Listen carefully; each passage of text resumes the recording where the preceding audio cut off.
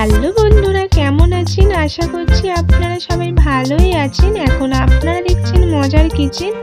আমার এই ছোট্ট চ্যানেল মজার কিচেনে আপনাদের সকলকে স্বাগত জানাই।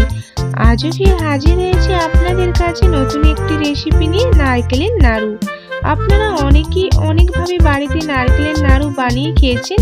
একবার এই পদ্ধতিতে বাড়িতে নারকেলের নাড়ু বানিয়ে খান, আশা করছি আপনাদের খুবই ভালো লাগবে এবং অনেক দিন ধরে স্টোর করে রেখেও দিতে পারবেন। চলুন তাহলে আজকের রেসিপিটি দেখে নেওয়া যাক। এই রেসিপিটি বানানোর জন্য আমি এখানে নিয়ে নিয়েছি এক পিস নারকেলকে এভাবে কুড়ে একটি বোলেতে আমি নিয়ে নিয়েছি। এবার আমি গ্যাস জেলে ওভেনে কড়া বসিয়ে দেব, দিয়ে দেব নারকেল কড়া, আর দিয়ে দেব 5 পিস গোটা এলাচ, একটা গোটা তেজপাতা 2 পিস করে দিয়ে দিলাম। এবার দিয়ে দেব স্বাদ মতো চিনি। বন্ধুরা, চিনির পরিমাণটা আপনারা বাড়িয়ে কমিয়ে নেবেন আপনারা যেই পরিমাণ মিষ্টি খাবেন।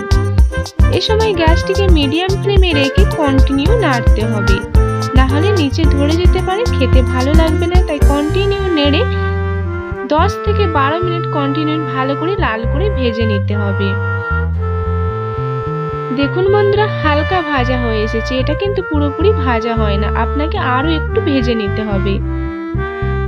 দেখুন বন্ধুরা, এই সময় পুরোপুরি ভাজা হয়ে গেছে, কালারটাও চেঞ্জ হয়ে গেছে। এবার এটিকে আমি একটি পাত্রে ঢেলে নেব, ঢেলে হালকা ঠান্ডা করে নেব।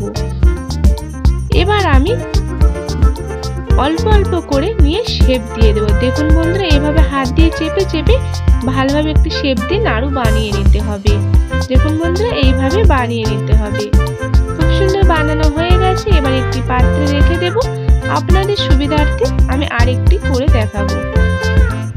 দেখুন বন্ধুরা, এভাবে হাত দিয়ে চেপে চেপে গোল করে শেপ দিয়ে দেব।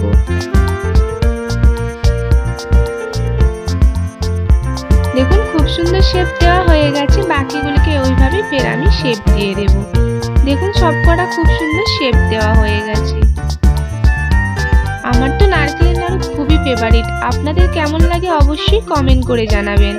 আশা করছি আপনারা আমার পুরো ভিডিওটি দেখেছেন। দেখে যদি ভালো লাগে অবশ্যই লাইক, কমেন্ট, শেয়ার করবেন। আর যেসব বন্ধুরা আমার এই ছোট্ট চ্যানেলটিকে সাবস্ক্রাইব করেছেন তাদেরকে অসংখ্য ধন্যবাদ।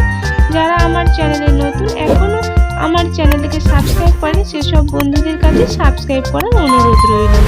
আবার হাজির হব আপনাদের কাছে নতুন কোনো রেসিপি নিয়ে। ভালো থাকুন, সুস্থ থাকুন, এইভাবেই আমার পাশে থাকুন।